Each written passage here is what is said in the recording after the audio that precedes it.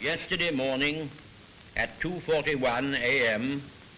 at General Eisenhower's headquarters, General Jodl, the representative of the German High Command, and of Grand Admiral Dönitz, the designated head of the German state, signed the act of unconditional surrender of all German land, sea, and air forces in Europe to the Allied expeditionary forces and simultaneously to the Soviet High Command. Hostilities will end officially at 1 minute after midnight tonight, Tuesday, the 8th of May. But in the interest of saving lives, the ceasefire began yesterday to be sounded along all the fronts. The German war is therefore at an end. We may allow ourselves a brief period of rejoicing.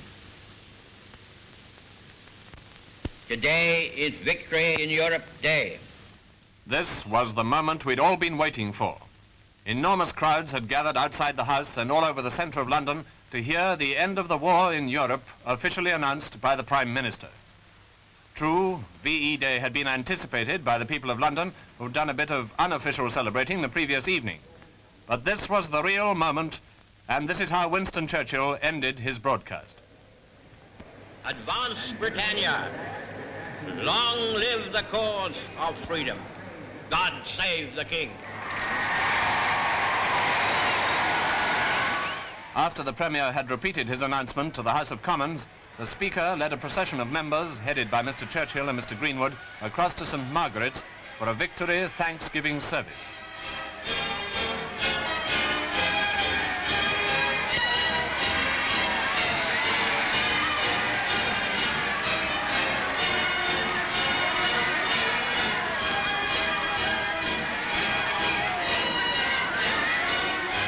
Meanwhile, of course, Londoners had begun their non-stop two-day celebration. The end of the German war had come 11 months after the landings in Normandy. V-Day came less than a year after D-Day. But it was the end of nearly 6 years of war in Europe. No wonder people went a bit crazy. And this was it in the West End. All over the capital, as indeed in towns and cities throughout the country, it was the same story.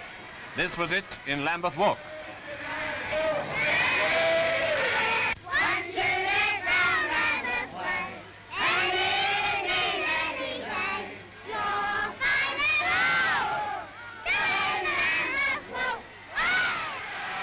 You can almost bet when the Lambeth people are about, there'll only be one winner. That's the Lambeth people will fight anybody in the United Kingdom or outside the United Kingdom.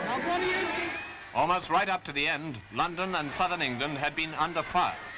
London certainly had as much right as anywhere to celebrate victory, and London certainly did.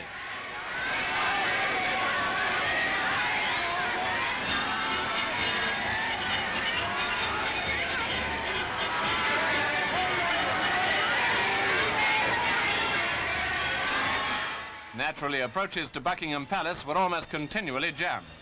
Vast crowds outside the palace cheering and waiting, and when the royal family appeared first by themselves and later with Winston Churchill, how they cheered.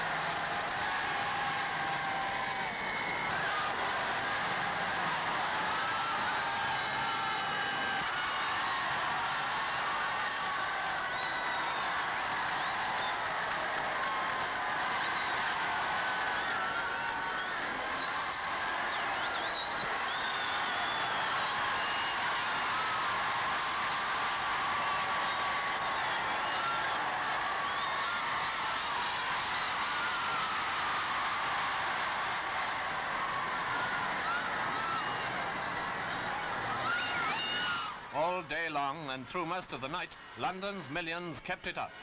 The real lights of London were not yet on, but that wasn't going to stop the celebration for a second. Everyone realized perfectly well that although the German war was over, the Japanese war was not. But for 48 hours at least, rejoicing was off the ration.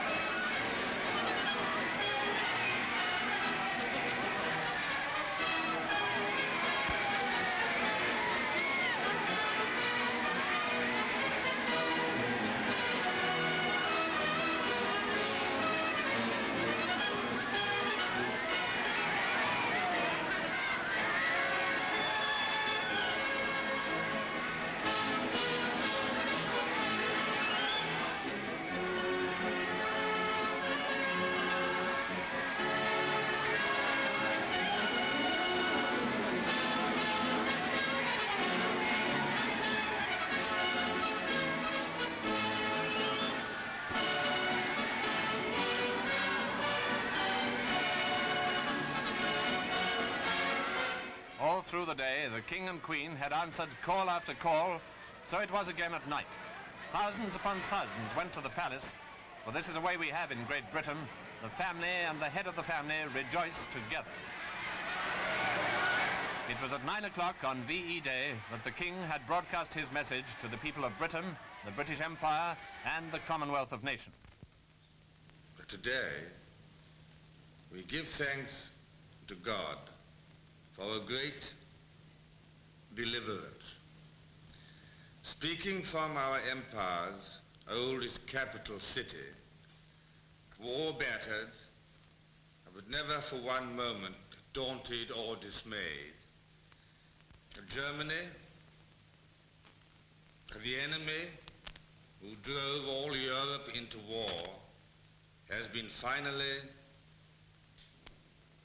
overcome. In the Far East, we have yet to deal with the Japanese, a determined and cruel foe. The Queen and I know of the ordeals which you have endured throughout the Commonwealth and Empire. We are proud to have shared some of them with you. And we know also that we shall all face the future together.